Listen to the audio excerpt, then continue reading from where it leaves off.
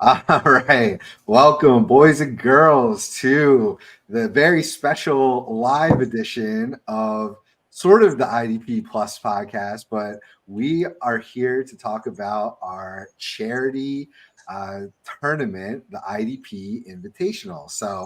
This has been going for a few years now, and it is basically our version of Scott Fishbowl with IDP players stacked on top. So it's a ton of fun, and I am joined by a very esteemed guest, former coworker, and now part of the IDP show crew, Mr. DJ KellTown. How's it going, man?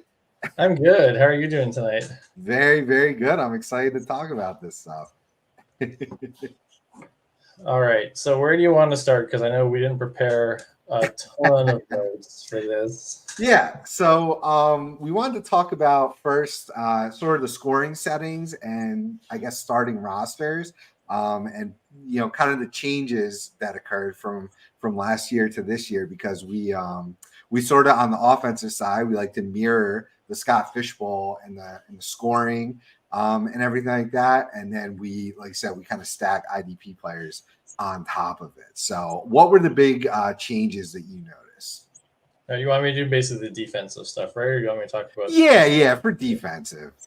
So I guess we got the old scoring pulled up here, so we can just go that really quick. But it was a fairly tackle-heavy setup that we've had before. So 2 points for tackle, 1 for assist, 4 for a sack, 1 for quarterback hit, 1 for tackle for loss. A little bit bigger points on some of the interception stuff. Interceptions are 6, passes defended are 2, and then we had a little bit of a premium for cornerbacks. So they had a half-point premium on passes defended, and then another half-point premium on tackles or solo tackles specifically. You didn't get it on assists. Okay. And then last year, the starting requirements were 1 defensive tackle, 2 ends, 3 linebackers. Why am I blanking? 1 cornerback, 3 safeties, and a flex. Right, 3 safeties. Yeah. So where do you want me to go? Do you want me to pull the new scoring up right away? If it's there, if you can just. Yeah, this year's theme being Walt Disney, which is nice and fun. We'll just look at all my leagues really quickly here as I pull this up. All right, so let's actually do the roster requirements really first for IDP. And I know MFL is always kind of confusing, but we're looking at this part here. Right. So basically all the tweaks was that Nate took 1 starting linebacker away, he took 1 starting safety away, added a cornerback, added a flex. So it's 1 tackle, 2 ends, 2 linebackers, 2 safeties, 2 corners, and 2 flex this year. Right. And then on the scoring side, he kept the base stuff the same. Still 2 points for a tackle, still 1 for an assist. But what he changed was the premiums for it. So this time, cornerbacks and defensive tackles get an extra 3 points on a pass defended, an extra 1.25 on a solo, and an extra 2.75 on the quarterback hit. And those are pretty substantial. So that turns a pass defended for both those positions to 5. It turns a solo tackle to 3.25. It turns a quarterback hit to 3.75. So it's now, where in the past years, we kind of looked at the cornerback scoring. And I know like 2 years ago when me and Matt did this, we kind of came to the conclusion that it didn't really matter. This matters. Obviously we had the cornerback spot now, but I think now both positions are going to be like viable flexes, whereas before the defensive tackles absolutely were not flex viable. You just had your one guy. Right. But what do you think about this? I've had a little bit of time to digest it. I don't know what you thought of it as it sort of came out yesterday. I'm definitely more excited for this year than last as far as the scoring goes, because having those sort of positions that normally get forgotten about in a lot of IDP leagues, the corners and the defensive tackles are now boosted here with this scoring. So it's just gonna make it a lot more fun to be able to dig into those guys, and when those guys hit, it's gonna be a lot of fun. Whereas, like you said, last year it kind of didn't matter as much. So I'm excited to see the reaches that people take in their drafts, which have just kicked off earlier today. So I want to now on the offensive side, we got to remember it is super flex, right? So quarterback's still very, very important, especially the elite one. So if you have an early pick, you're most likely taking a quarterback there in the first, probably at least top 5, maybe 6, just because they're still very important. But from there, it's kind of a crapshoot, I think, to be perfectly honest. You could go anywhere in round 2 and beyond. So that's kind of why I'm excited to see what strategies people choose to take on for this kind of scoring and with the roster starting requirements there. Yeah, we should touch really quickly that the new Scott Fishbowl settings that we're using for this are substantially different than what we've had in past years. And what they really did on quarterbacks specifically was they nerfed passing yards, so it became 1 point for 50 instead of 25. But they also added in the quarter point per carry. Obviously affects quarterbacks and running backs too. I think rushing first down is in here too. So definitely worth. I don't think we're going to spend too much time going over Scott Fishbowl 14 settings because those drafts happened and lots of people did a whole bunch of great work on that. I don't know if we're going to be able to do that same kind of quality in the time that we have here. So I kind of recommend just go look because there's lots of great stuff that other people did to get ready for that. Yeah. But especially quarterback, like rushing quarterbacks. Big deal. They're the ones that got boosted with the scoring. That's pretty much the biggest thing is I think there's some tight end premiums in there, but I don't know. I wasn't going crazy for tight ends despite the scoring. But yeah, those rushing quarterbacks become pretty important. So and the return yards are in there too, and that's a big deal too. So we'll talk about that a little bit later because we're going to have some IDPs obviously that do some quick returning too. That's what's so cool about this. I love that the Fishbowl adopted the return yard scoring, but man, with the IDP players stacked on top, that's going to be a true wild card and potential. There's going to be some potential kind of cheat code guides out there. I think we'll definitely have to see how it shakes out, but I'm excited there. So, do we want to jump into your charts then? Yeah, let's do the charts and we can hopefully get through those without losing any viewers, honestly. So this is cool.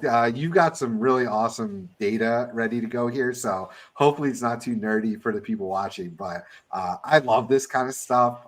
Just breakdowns and kind of explain, for layman's terms, what we're looking at here. Yeah, so I guess just before we jump into that, like one of the things that I always liked about this tournament is we had a whole bunch of like identical leagues, and you could go and look at all the drafts and kind of come up with like a little bit of an ADP, because one of the problems that we have in IDP is that usually the ADP data that you get from sites is like completely garbage. So like, for example, Sleeper, as you may know, they combine redraft and dynasty. So it makes it kind of useless because I don't really know what the split is between redraft and dynasty leagues on Sleeper. So if anybody's read any of the articles I've done in the past when I was at IEP, guys, on this tournament, there was a lot of charts where we looked at the average draft position, sort of position by position, and the number of points that they scored, just to try and draw some trends and see like what these positions look like when we draft them. To be, applicable for this, but even more broadly, just for like IDP leagues in general, because a lot of times you will hear on other podcasts or in articles or whatever, some discussion about strategy of like which position you take first or when you take IDP first. And you get a lot of like the one that drives me nuts is all of the like defensive line linebacker talk is always like, well, linebackers are consistent. And anyway, so the first one I brought up, this is last year's tournament, and this is average draft position for everybody who was drafted at least 7 times. So just to filter out guys who like, I think one year we had like John Radigan got auto-picked a whole bunch of times, and we just exclude him. And then it's points per game, which is a little bit different than previous ones. I used to do total points scored, but points per game is a little bit nicer because you filter out like guys who didn't play. You filter out guys who like it kind of adjusts for games that they played, and it's I did it for minimum 8 games played. So guys who played like 2 games and missed the rest of the season, we're not having those guys skew us. So this first chart, now that I've taken forever to wind into this is defensive end, linebacker, and safety from last year's tournament. So these are the 3 positions where the scoring did not change. Now the roster requirements changed, and I'm sure that's going to change things a little bit in terms of like how we draft these positions. But what we saw last year is where do I want to start with this? Last year was kind of interesting because it was one of the rare years compared to previous versions of the tournament where the first group of IDPs came off. There was a fairly even split between defensive end and linebacker.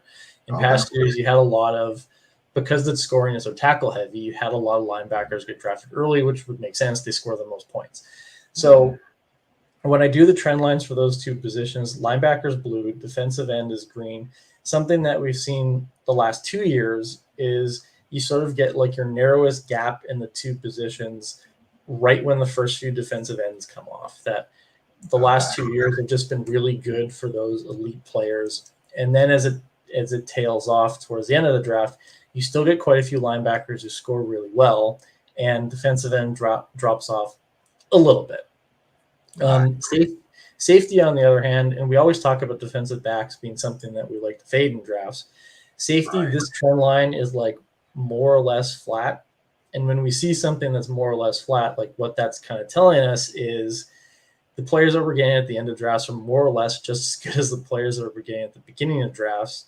So going back to why we always tell people to fade DBs, we tell people to fade DBs because this is such a terrible position for us to rank. Like we always talk about how guys don't repeat from year to year, but it's not even just that. Is when you look at how drafters have drafted the position, we've never been good at picking who's actually good in drafts. Like ignore the repeat stuff. Just when we've gone and we've all put our heads together to come up with rankings of like, these are the best safeties, we're way more likely to get that wrong anywhere else. So, and like if you, and obviously like not to like dictate on people like how to draft and stuff like that, but like obviously like if you have a player that you love, like go take them. But I think where you get into trouble is when you're going to decide to stack your team with a bunch of early pick safeties. Like just please stop. Like, but that said, like I think that's pretty standard advice. Like I think everybody I've ever heard talk about IDP says that to fade the position, but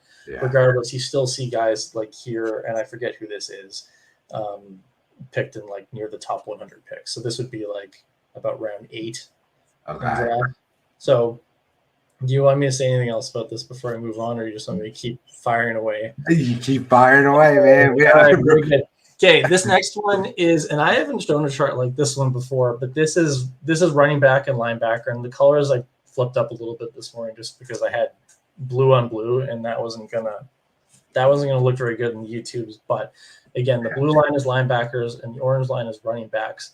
And like I talked a little bit about the flatness with safety, here you see a lot more flatness with linebacker. That you've got obviously this guy up here, that's Foyer. Like Foyer had a great year. First pick. He's the only guy over 20 points per game. But as you go towards the end of drafts, you still get a lot of guys who are in that 15-point game range. So like how much is Foyer helping your team? Well, he's probably helping your team about, 5 points per game compared to guys that you're getting at the end of drafts. Running back, a little bit different. You see a whole bunch of guys up at the early parts of drafts who score really well. And then when you get down towards the end of drafts, you get a whole bunch of guys who are brutal. And I mean, some of that's the nature of the position, right? Because there's only so many running backs who have roles that are like reasonably good for fantasy. We end up drafting a lot of running backs for contingent upside. We don't have to do that for linebacker. So this is kind of like, to me, your like quintessential chart when somebody walks in and tells you that they want to stack their team with a whole bunch of early IDP picks. Like, this is why you wait on IDPs and drafts. And again, like if you have a guy that you love, like if you need Foyer, like obviously he was a good pick for you last year, but very broadly looking at the position, it's a good thing to fade. And this is really true of like most IDP positions in general versus like any offensive position. They just have more players on the field on defense, and they all have similar roles. There's lots of guys playing full-time snaps. And that's just not as true on offense. I actually like this too because these two positions I think act very similarly on waivers. So like running back, when the guy gets injured, his backup usually performs pretty similarly. Like it's very much a volume-based position and not a skill-based position like receiver is. And linebacker is the same way. It's very much like plug and play. And we're going to get to week 5 and we're going to be Googling people for the first time when we're picking them up on waivers and someone's like whoever the Colts linebacker 3 is, like I don't know who that is right now, and I don't know, but we're probably going to be Googling it if Zaire Franklin gets injured. Exactly. By the way, the 2 orange dots up here that were late picks and way up here, I forget the order, but most are an A chain, so both Miami guys. There you go. So, yeah, I feel like there's 2 kinds of people playing, right? There's people that are solely trying to win, and then there's people trying to have fun, and then there's probably a third group that are somewhere in the middle. So the people that are having fun with it are probably going to take IDPs a little sooner because they want to just have the big name guys that they want on their team, and that's perfectly fine. But if you're like hardcore trying to win this thing, the general strategy is fade IDPs overall. Yeah, the fun of fantasy football too is like trying to game this out and figure out the best way to win these leagues. So, but I do agree with you. So, moving on, what did I put next? Oh yes, I put cornerback next. So the reason why I put cornerback next was, and again, this is one of the positions that's now going to be changed with scoring, but one of the things with quarterback, very much like safety, is we have a very hard time predicting this position. So what you'll see is that the trend line, again, is pretty much flat. But the other thing is like the R squared. So like the correlation between draft position and points scored was like 0.03. Like I just couldn't fit a trend line to this that was higher than like 0.05. So again, that's what's kind of telling you is that like we have no idea when we're picking these cornerbacks, right? Like absolutely none. And I mean, there's lots of ways you can deal with this. Like you can draft guys late, you can stream guys every week. Streaming obviously a little bit harder this year now that we're going to have 2 starters every week. Although interestingly with this, and I think with defensive tackle, like, and I'm now going off on a tangent, but like the way these 2 positions score points, it's like where like they're going to get weeks with lots of passes defended. They'll get big spike weeks. I think there'll be really interesting playoff start-sit decisions when you're looking for like a big week. Like the regular season, you probably play for something that's consistently scoring a lot of points. Right. But if you're looking for a single week upside, these are going to be really interesting positions. I know Kenny Moore is one of those really early dots. Did I write those 2 down? Yeah, 2022 Kenny Moore and 2021 Marlon Humphrey are 2 guys who are like round 12 picks. So I would say that this probably applies to all cornerbacks this year, except for one who we will talk about perhaps shortly. So lastly, I got the other onesie position was a defensive tackle. So this is just as the contrast to cornerback. So again, you see kind of a nice, not nice, but like a more defined slope showing that like the players that we're picking early are the ones that are good. Actually, I should back up. This cornerback chart is all 4 years of the Invitational put together. And the reason for that is because it's been a onesie position. There tends to only be like 10 or 15 guys who get drafted in enough drafts to make a chart. And same thing with defensive tackle. So this is the last 4 years of the IDP Invitational. And just to jump back to it, you see kind of a defined slope where like we do okay at picking the guys up front, and then when you get to the end, it falls off. Also, a little bit more of a correlation in here. I think it was closer to like 0.2 between average draft position and total points scored. So I don't think I need to talk about that one too much more. Those 3 dots are all Aaron Donald years. It would be 2021 and 22. Yeah, because 2023 is further back. I'd have to check who that is. I'm wondering if that would be Matabuke. No, Matabuke undrafted last year. Oh, wow. So,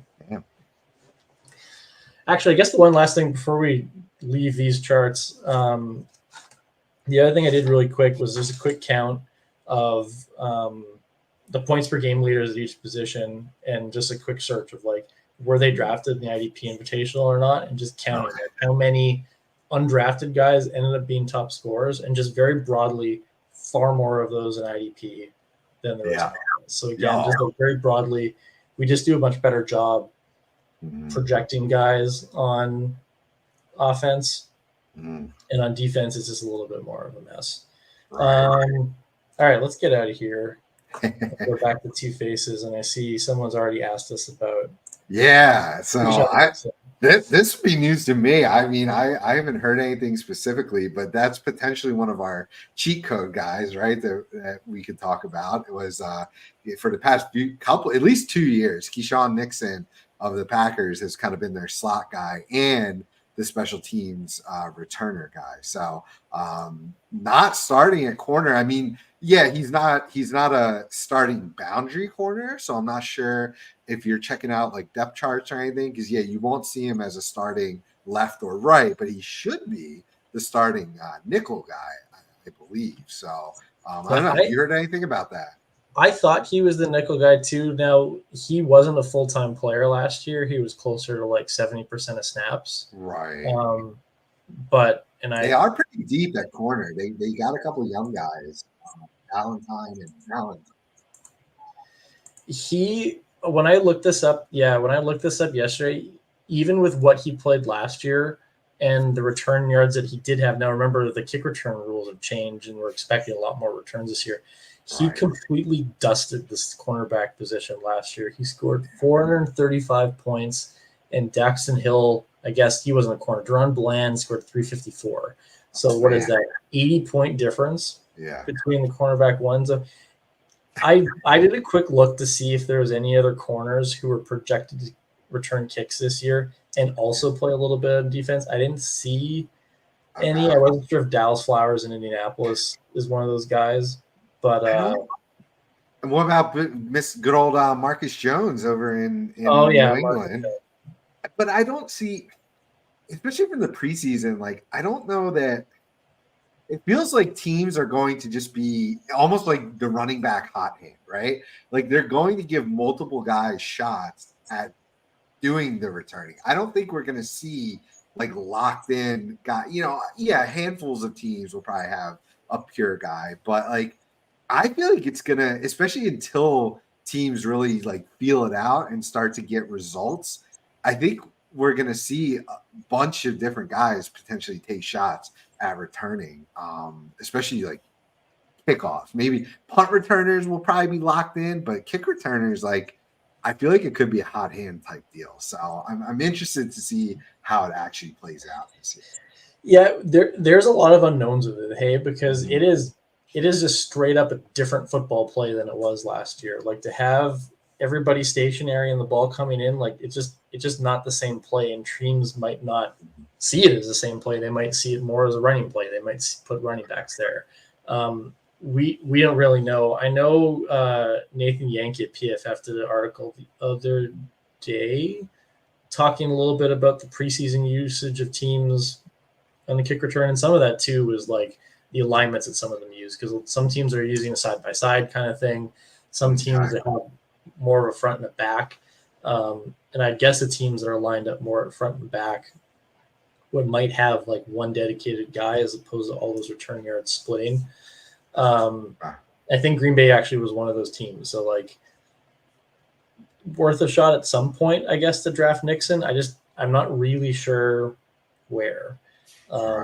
And we had that chart before where we had a couple cornerbacks who were like 12th round picks in previous versions of the tournament. Like I kind of have a feeling that Nixon's going ahead of that this year. Okay.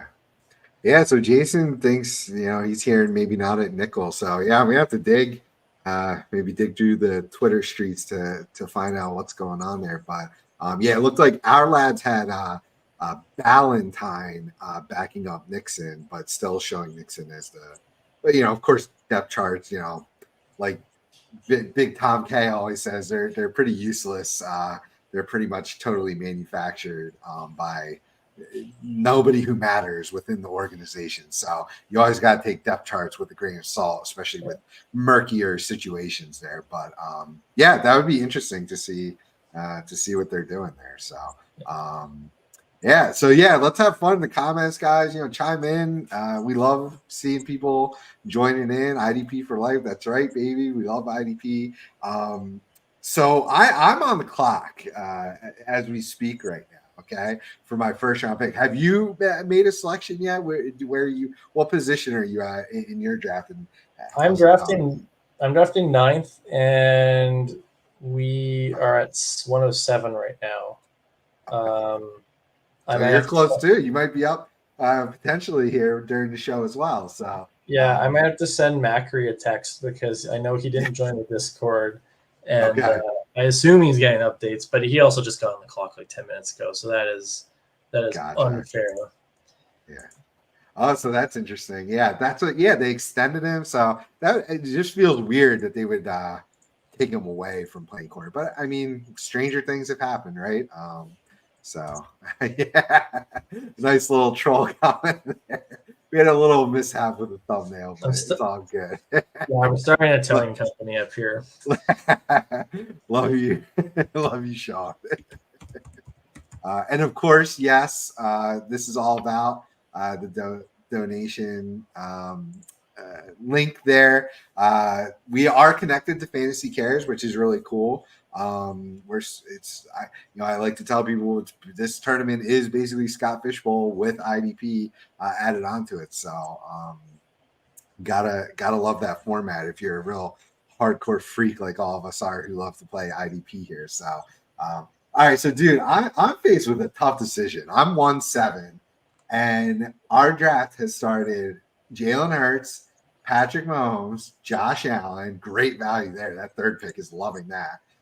Lamar Jackson, Anthony Richardson, CJ Stroud. So all QBs, a handful of running, but a handful of the pure passers.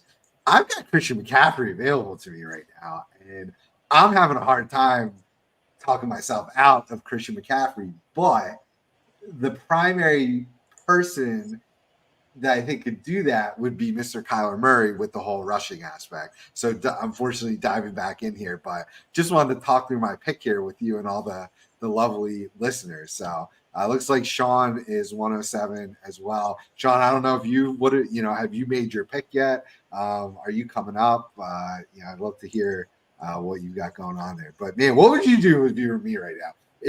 Would it be between Murray and McCaffrey for you too, or someone else potentially there? I would probably take McCaffrey if that falls to me there. Of course, I'm now opening up other people's drafts, not in yours. And so I know that he was in contention for the 101 in Scott Fishbowl in a lot of leagues, despite all this. Use the exact same scoring. Now, what's his injury status right now? Yeah, I think they're probably just being precautionary with him. I don't think. Let me see. Let me go to sleep and see what the most. While you do that, Kyler was a guy that I was looking at 9, just looking to see how my draft board's going to shake out. Now I haven't really gotten far enough yet in mind to see who's really going to be there. But I was going to try and stay away, and I haven't looked at projections in a while for this, and I probably shared. But I have a little bit of a hard time with like Stroud, Mahomes, like some of these Burrow, any of these guys who are like we know aren't going to add a ton of points with their feet, because you're just going to need that in this. Like if you're getting a quarter point per carry and your passing yards are getting nerfed, your Mahomes archetypes aren't going to be as good in this. I think when I looked at Scott Fishbowl ADP, Kyler Murray was in like the early second. So, won't get back to you if you pass on him now. Exactly. But, McCaffrey, if he's healthy, is probably dusting the running back group this year. And it's a weird running back group this year, right? Like you've got I'm now distracted because Nate's here. But the running back group this year, like you've got a very, very small number of just like we're pretty sure we know what these roles are, like McCaffrey, Hall, Bijan Robinson, and then after that you get a lot of questions. Like I saw PFF called Gibbs, they're one of their top tier backup running backs this year. That's a little bit dicey for the second round of drafts. I don't know if I necessarily would call him a backup. I think he's going to have a decent enough role, but definitely not like a full Bell Kelly kind of role that you want out of guys this year. And it's been a long time since year 2000. We only got 3 guys left that we really look at. And like these are the scoring all the points roles. So I don't know. I kind of like McCaffrey, to be honest with you. Yeah. Nice. What's going on, guys? What's up, Mr. Founder of IDP Plus here? Hey, I guess similar to how like Scott will just come on the live streams. I figured I would do that here as I had a meeting and I was away from everything for about an hour and a half, and everything just blew up. It all melted down, and just had to clear that up. But, dude, you guys really appreciate you doing the stream, and I wanted to come on and just shoot the poop with you a little bit. Haven't seen DJKellTown in quite some time. So I was been listening in, been seeing the stat lines and everything from the history of the IDP Invitational, and it's been really great. But for everyone out there, make sure you do go to that link on idpplus.com. Donate to Fantasy Cares, because that's what this whole thing's about, is raising money. This year, we're partnering with Fantasy Cares to send the money to the Eagles Autism Foundation. So I know Santa's super into that because he's a big Eagles fan, but it just made sense. It combines football with that charity, and that's what we've been kind of doing. So, just wanted to kind of come on, promote that, and see how you guys are doing. Yeah, I actually thought Steve would have had a very heavy hand in picking the charity, given it it's an Eagles branded one. Right. You would think so. Yeah, I'm loving it. Hey, what did they like the post earlier, the live stream? That was pretty sweet. No, put that out and tag them in it. And I've tagged them in it quite a bit, and they haven't really done anything until that point. So hopefully somehow we open the doors up. And really where it came from was watching the Kelsey documentary. My wife got really into Jason Kelsey, as did I, from just the shenanigans that he was doing last year. And so it just made sense. When I saw that they had the Autism Foundation, I was like, hey, that works for here. So maybe in the future we get a Jason Kelsey awesome. Cameo on this show. Yeah, that would definitely be sweet. So yeah, I did take McCaffrey. I think it's too much of a steal. I'll figure out quarterback later. But so I pulled up the top scorers using this year's scoring from last year are up on the screen right now, and this is by points per game, so not finish, right? Because season players, we don't really care about finish or total points scored at the end of the season. That's fairly irrelevant as far as winning rosters and things go. But points per game is a little bit better, and it's really, you want those second half spiking guys that are even the most important. But what I really thought was cool, I mean, you could see Keyshawn Nixon there at number 7 in points per game. Yeah. So hopefully he doesn't lose his role at nickel corner and continues that to get the kick returns, because that's pretty cool. We also see Devin Witherspoon in the top 10 there in points per game. So there's our first 2 IDPs. Couple tight ends mixed in there. Paulson Adebo at number 17. So some pretty interesting points per game takeaways there. My guy Nate Hobbs, he's a big time sleeper. I love. He's a sleeper every year. I feel like, obviously, seasoned IDP players know, but to a lot of the people that might be playing or watching here might not be as in the weeds. Like Nate Hobbs is just an awesome corner to have. Another kind of nickel guy who plays a lot. So this is an interesting group. Forrest Buckner, first defensive tackle there. So no, it's awesome. I was happy to do the update this year. That was kind of a big push from everyone last year to get in, be more in line with Scott Fishbowl, because for so long we were essentially mirroring Scott Fishbowl 10, which was 4 years ago, and so everyone kind of I put out last year the suggestions, and people were kind of saying be like update the scoring. So in the Discord, and if you're watching this, if you're part of the Invitational, please make sure you get into the Discord. That's where we talk about, you know, the league, your division, all of those things. But Jonathan Schechter brought up, he did a little research on the top 100, and he looked at the equal distribution of positions. So there, in top 100, there are 14 quarterbacks, 17 running backs, 16 wide receivers, 11 tight ends. It looks like 1 defensive end, 7 defensive tackles, 12 linebackers, 19 cornerbacks, and 3 safeties. So like IDP isn't as well distributed, but the offense is pretty well even for the most part there. But with the changes in boosting of cornerbacks, I mean 20 in the top 100, that's kind of insane. That's gonna be fun. That's gonna, you know, I think it, and with the changes in the roster, takes this away from being a streaming cornerback league. Very cool. I would guess you probably still stream cornerback too, or at least like, I think there's gonna be a lot of grinding this year, figuring out who's returning kicks on a week-to-week basis, because as those roles change throughout the season, I think there's gonna be some action there, and a lot of cornerbacks do return kicks, so it'll be interesting for sure. I do agree. Like, I've done this tournament solely streaming quarterbacks in the past, and I mean, I think you still can. It's for a little more sure. difficult with a start too. And I do think if you end up with 3 of them, like, I think it's definitely viable flex play this year. Whereas in past years, you just wouldn't even think about it. Mm-hmm. Yeah, that's very fair. I think that's what we were trying to solve for, because this was always had the identity of the cornerback premium, because it was to tie it with like tight end premium on the offensive side.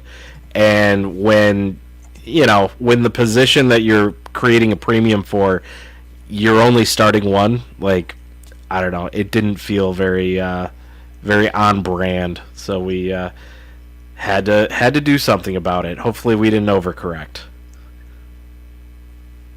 Yeah, it'll be interesting to see how drafters address all this when they go through drafts. If we're just going to see like a lot of people do just the same old thing that they did past years, or what those adjustments are going to be, or if they over adjust to things. Like even to what Steve was talking about, like 6 quarterbacks in a row to start his draft seems an awful lot like how we were drafting these leagues last year, and not with the current Scott Fishbowl settings, which definitely like changes up the order of quarterbacks you'd want to take. Definitely you saw a lot more running backs and receivers push up in there, but as you can see in his draft, like he had Christian McCaffrey fall all the way to 7. Scott was in there in the comments a while back saying that his Fishbowl ADP was 2.6. I think that's like 2.6 overall, not in the second round. So it's going to be interesting to see how these play out, just to see how much this mirrors Scott Fishbowl ADP, because you think it would. It's the same scoring settings. But, you know, you might not have people who were in that tournament. You might not have people who look up that scoring and just how it impacts players. So that'll be interesting to see how these play out. Yeah. I think it also, this is going to open up to the future. You know, if we stay in line with Scott Fishbowl, scoring's going to change. We're probably going to balance the IDP in different ways because of it. So, you know, great for the, you know, competition and not going into the draft the same way each year. Probably not great for your historical, mapping all of the data. Yeah. You know. Yeah, but I do hate it for that. Because for so many years it was exactly the same. It was easy to look at trends. I was trying to be very nice about it when you're asking me about what changes to make, because I don't want to impose. I don't even work here anymore, man. But very selfishly for me, it was nice keeping everything the same. Yeah. I like the changes. It keeps it fun and new and fresh and stuff. And I mean, you're still going to see a lot of the same drafting trends, like outside of major adjustments to position specific scoring. But in general, people are going to take their linebackers and like starting in round like 8-ish for the early birds, and then just mixing in other guys from there. We're going to see people reaching on the Witherspoons and the Hobbses and the Nixons of the world, probably in single digit rounds. So I'm excited to see when those moves start happening.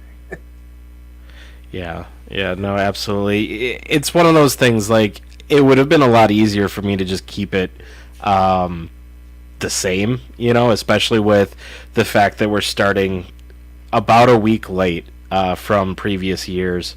Yeah. And so, I did want to do something to keep it fresh, and everyone was asking.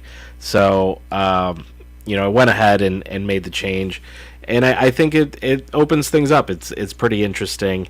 And hopefully next year we just have so many divisions that, David, you'll just have so much data like to sift through. You'll feel good about the change. Yeah, it's limited a little bit by my ability to use Excel. So if it gets really big, I'm gonna be out of luck here. But no, I do appreciate that we get a good chunk of leagues every year that I can kind of do something with. Yeah, and I plan on doing this earlier next year. I've always not wanted to interfere with Scott Fishbowl, mainly for the fact that we've branded this as the IDP version of Scott Fishbowl. I didn't want to step on any toes, but now that we're officially with Fantasy Cares, we're doing all of that. If people can keep 2 sets of drafts going on in their head, why not? Let's put this thing out in June, and then that just relieves the pressure. Right now we're dealing with 4-hour clocks and low turn off at night, so that these drafts can go fast enough that we can get through before the season ends and or season starts. And so international people, which is really, really cool. We love to see. Honestly, I think IDP is there's a big market for that internationally, because the international audience, seems to love the full aspect of the game, not our typical lazy Americans, right? Who offense, scoring only, blah, blah, blah. So I think it's really cool to see, a lot of international folks being so interested in the IDP format of the game. I really love that. And I feel like I seem to see a lot of enthusiasm behind the format, especially internationally there. So Che, awesome that you've got a great looking league there, and appreciate you supporting the brand there and everything. So definitely love that. Do you guys, so tell me about your strategies. Nate, DJ hasn't picked yet, but have you picked yet? What are you looking at? And especially later on for building your IDP, do you have a strategy kind of in mind for that? Yeah, so I've got Amon-Ra St. Brown at the 8th pick. Which weird. surprise. And the way I looked at it, one, I'm right there in the mix of where he's going. I'm at his ADP at the 8th spot, so it made sense to do it. And I did a pre-draft, so the guy ahead of me, I was kind of waiting on him to make his pick. It wasn't long or anything. I'm not shaming anybody, but do it. Yeah, I pre-draft. Hey, I will shame you if you don't pre-draft at least a couple picks ahead. It just speeds things up. But I put in Amon-Ra first with Tyreek Hill behind it, and Tyreek Hill went before my pick, so I knew that I was kind of zeroed in on the right guys. And look, I go into charity leagues I want to pick my guys. I want people that I'm looking forward to root for. I'm not supposed to win this thing. You know, I don't know what will happen if Scott Fish ever wins Scott Fish Bowl. Does it just end? Does like the time space continuum just like warp in on itself? So, yeah, that's where I'm at with it. I just like to have fun. I definitely do think that cornerback might go early in my draft. I might consider that because of how many are up there. If you could string together two of those good corners that have good opportunity, and you can if you can get three of them, I don't know. I don't know how much draft capital I want to put on that, but it's a thought. Yeah. Looking at, so DJ, I just searched for Max Crosby. I've got the average points per game of just all defense pulled up here, and Max Crosby's 75th. So defensive end seems super depressed. Are you just completely like fading that particular position? And also linebacker, what do you think your general strategy is going to be for those positions? No, because I'm not as worried about the overall scoring as I am with like each position relative to each other. So like I kind of want to see what defensive end 1 versus defensive end 24 is, and same thing with linebacker, and then also kind of like ultimately kind of like doing one of these on what you think you're going to get off waivers every year. So I still kind of like the idea of taking one of those elite defensive ends early if your draft falls that way, like we talked about earlier. Like if you get into a room where a lot of the early IDPs are linebacker, I think it does serve you very well to take a defensive end.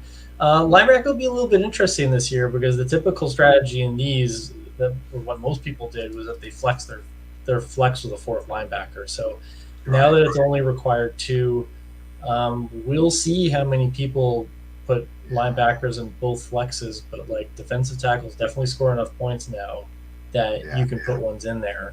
I think when I looked really quickly, like your linebacker 3s are all like 14 point per game players, and a lot of your like early defensive end 2s are more like 17 point per game players. So I think it's going to be, you're going to have to see how your room falls and what you get off waivers. Like if you luck box yourself into a Justin Matabuke off of waivers again like last year, you're flexing that player all year, right? Yeah.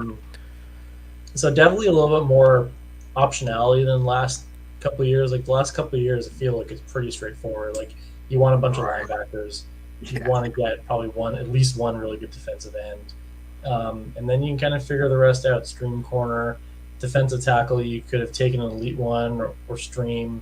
But here a little bit more options for sure. Yeah. No, that's honestly, I was thinking about it when I was changing around the roster settings. I was like, well, if I drop one from linebacker, put it in flex, you're probably still going to take a linebacker because that's like the strategy. But I guess when you mix that in with the scoring and the linebackers being a little more depressed, it does open up that strategy where it's not just an automatic start 4 linebackers. So that's cool. Inadvertent success, I guess. I think I'm absolutely going to try to put 4 corners starting every week, like have them in my flex. And I'm still going to fade them most likely too, but I will be drafting 4. I'm almost positive. Yeah. It's going to be interesting. Like I think some people will shy away from that because corner is going to be inherently like inconsistent, like week to week or whatever. And some people shy away from that. I don't believe in that consistency at all. Like I think you're just trying to score as many points as possible. Like games in fantasy leagues, if you go look at your leagues year to year, like they're mostly not close. Like you just remember the close ones when you lose because they hurt the most. But really, like if that ends up being a position that scores the most points for you, like just put those guys in every week. Especially once you get to the end. Like the finals, I think, unless correct me if I'm wrong, because I haven't read the playoff rules, but I'm assuming it's a 10-team final again. Yep. Like the goal in past years is like 300 points on average was like a pretty good team. But like that's not your goal in the finals. Your goal in the finals is to score 380 points and beat 9 other teams. So when you get to that stage, I think you're definitely looking at corner. You're definitely looking at defensive tackles, flexes. Right. Yeah, it's good that you brought up the playoffs, because I'm not sure how many people have dug into the league page to see the change in the playoffs. So in the previous years, we've always done, if you get 50% win rate, you go above 500, you're auto berthed into the playoffs, and if you're .750 or more, you get a first round bye. I believe last year I put in place for those not on bye in the first week, they got their average score added to that week, and then you moved on. The bye players came in, and everything moved forward. This year I've changed it. There is no more bye, and you essentially, for an auto berth, have to make 2/3, 0.66, somewhere around there, to get in, and then we will be there. We're still trying to get like 50% of the league into the playoffs, so the remainder will be filled in based off points. So the top players who didn't make it based off points, and I'll have a number that I'll have to figure out, closer to the playoffs, so that I can set that line and know, like, okay, we've got this chunk, what you're playing for, and these are the people getting in. So everyone will get in at that point, and then your average week score will go through the playoffs all the way through. So that's the new wrinkle for playoffs this year. Hopefully everyone likes it, and it's a little different than years past. Very cool. I wanted to also just quickly let's do a little quick MFL tutorial for maybe some of the newer people to the website, just moving around here. So, it's funny you said that, because I actually came up to pick while you guys were talking, and I had to go find that again. But I don't have anything exciting to say about my pick, because McCaffrey made it to pick 9 in my league. So all the things I said to you about why you should pick him at 7 just torched straight over. So we'll just have to figure out. You and I will just have to figure out quarterback later. Yeah. It's fine. I'll grab me some Daniel Jones. He'll be the savior this year. So where I was looking up all the stats and whatnot, so you've got kind of a home.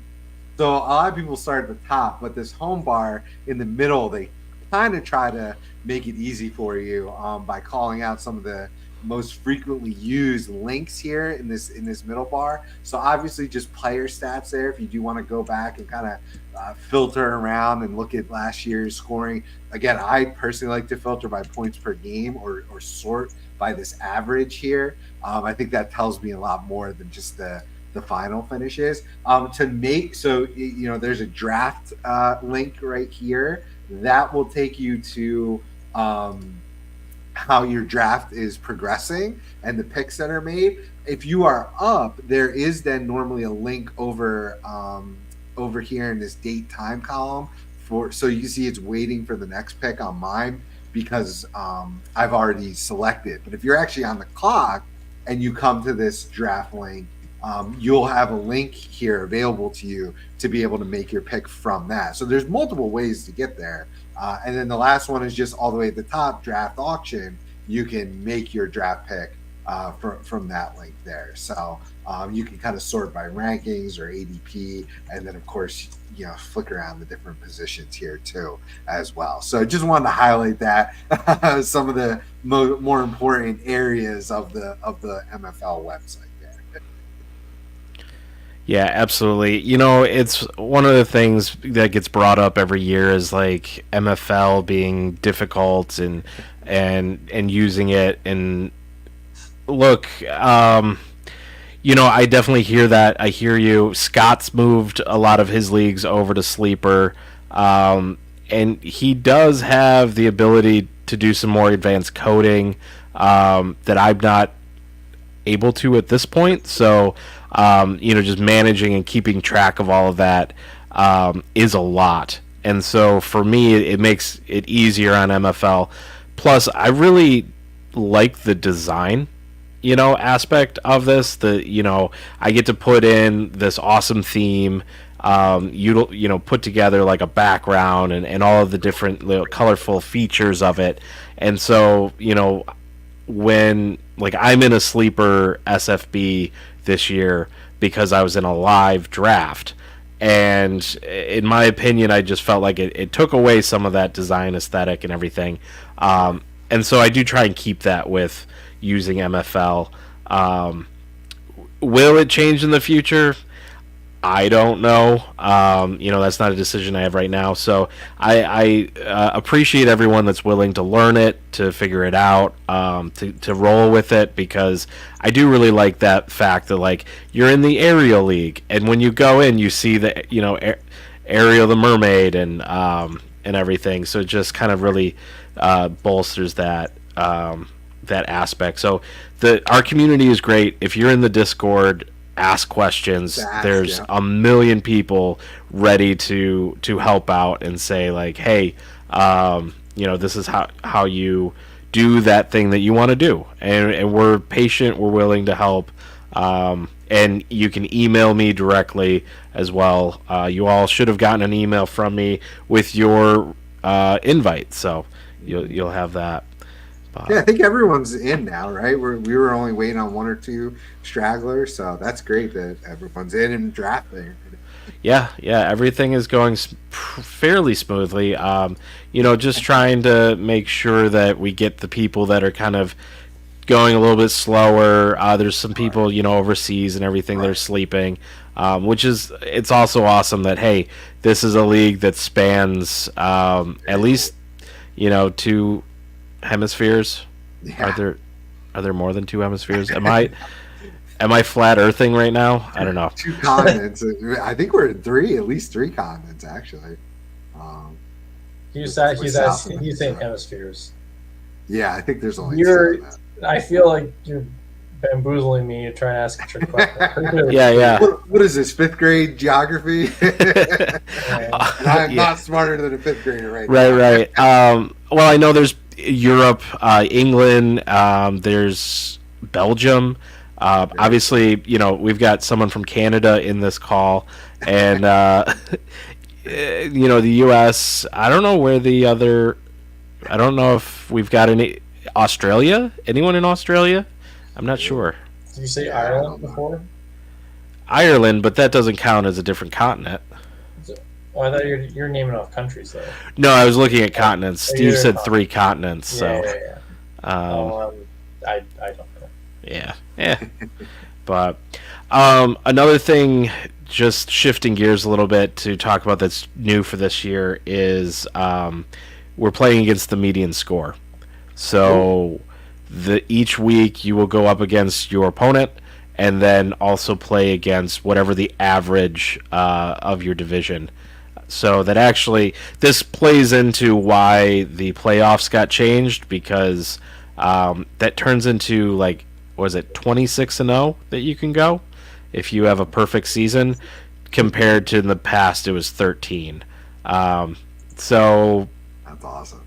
Yeah, a little bit more. I like that with Scott Fishbowl, and hey, you can lose a close matchup head to head, but still beat the median score and still kind of feel like you're moving up, rather than, with only 13 games, each one just counts that much more. So, hey Angie, thanks Angie. Got to meet her at the Fantasy Football Expo. She's been a long-time subscriber. Glad she's in the. I hope she's in the Invitational. We've got 144 in, so I don't know everyone. Yeah. Okay. So for NBA here, so NBA, I shot you the link to this particular league scoring. It is not IDP 123. It is more customized because we're giving specific positions some boosts in scoring to kind of make cornerbacks and defensive tackles a little more relevant, as they are traditionally, when using like an IDP 1-2-3, sort of devalued a little bit. I very much advocate for using IDP 1-2-3 in like your redraft or dynasty normal leagues, but this is kind of a special fun league that we like to do a lot of customization and things like that. If you just Google that scoring, I know it stems from Dynasty Nerds, and there should be an article link there kind of explaining the breakdown of IDP 1-2-3. I also do believe it is the default IDP scoring on the Sleeper platform. Yeah, so if you start any IDP league on Sleeper, boom, your settings will just automatically be the IDP 1-2-3. So hopefully that helps you out there for that scoring. But yeah, so we just approached an hour, guys. I mean, I think this was awesome. Just any final takeaways, plugging, and final comments from either of you. Yeah, I wanted to try to do something to annoy you right at the end. So I know 2 years ago you didn't love me talking about planning for Week 17 matchups in your draft, but I will say that the two worst quarterbacks last year at taking sacks were Russell Wilson and Justin Fields, and they are on the same team, and they play the Chiefs in Week 17. So just stuff that one in the back of your brain when you want to draft Chris Jones or George Karlaftis. Ooh, okay. I don't hate that. That's all I I don't got. hate that. That's all I got for plugs. Nice. All right, I love it. One last plug here, just talking about the prizes for this year. So, yeah, there's no buy-in to this league. We are asking for donations, and we had some really great companies come forward with some prizes. So the overall champion will get a champion belt from Trophy Smack, which is freaking awesome. Yeah. You get a Scott Fishbowl 15 invite, so that's from Fantasy Cares. Very cool. And then the Fantasy Football Expo came through with a 2025 VIP ticket. So if you want to go to the Expo, you will have the ability to go without having to pay for a ticket. Rules. You know, we'll have a free subscription from IDP Plus, probably the sports betting annual subscription that'll be available. And then we've got, for first runner-up, DLF came forward with a 1-year subscription, as well as Bob from Big Guy Fantasy Sports, a 2025 consistency guide, so a free magazine there. And then the second runner-up will be Fantasy Six Pack, offered up a 6-month subscription, and then also Big Guy Fantasy Sports with a football subscription for a year. So you know, we're starting to go out there, reach out to partners to kind of get some prizes. You know, Trophy Smack has been a partner with us for a couple years, and I know, you know, I've had to ship those massive belts. Last year I cool. sent it out to Ireland for Gur, I believe. Yeah, I'd buy Division. Big is Nice. true. I was about to jump in going grrr, and that was just going to derail the show. So I was gonna hold off on doing that too. Yeah, I think I always mispronounce his name, or I'm not sure. He corrected me when I did the announcement, but I sent out that he got the nice big champion belt, and Trophy Smack. I talked to them throughout the year, and they just love being involved with us and love this this charity that we're promoting. So that's it. That's what I got for plugs.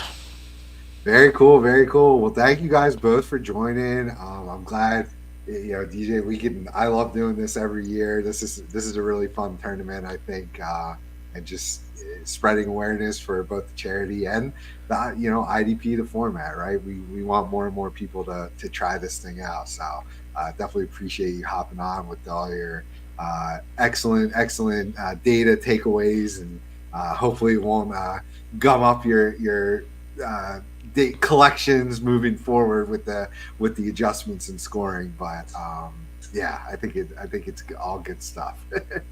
Yeah, we'll just come up with something else next year. So does this turn into our own potathon for the Invitational? Next year, do we invite a bunch of guests on? Steve puts on a diaper and we do this thing for like 12 hours? Maybe. I don't know about 12. I could give you maybe 3 or 4, but I think adding people on, I think doing it also like during the drafts would be really cool, because I think people talking through their picks and stuff would be fun, especially if it starts earlier and we do it around now, either drafts complete or they're more in the middle of drafts and can talk about how their rosters broke down with their IDP builds and things like that. It could be really fun and really cool. So our division leaders, bring everyone on. So I think there's a lot of opportunity here for growth, and I think it'll be fun. Cool. Well, thanks for letting me crash. Apologize for making this threes company.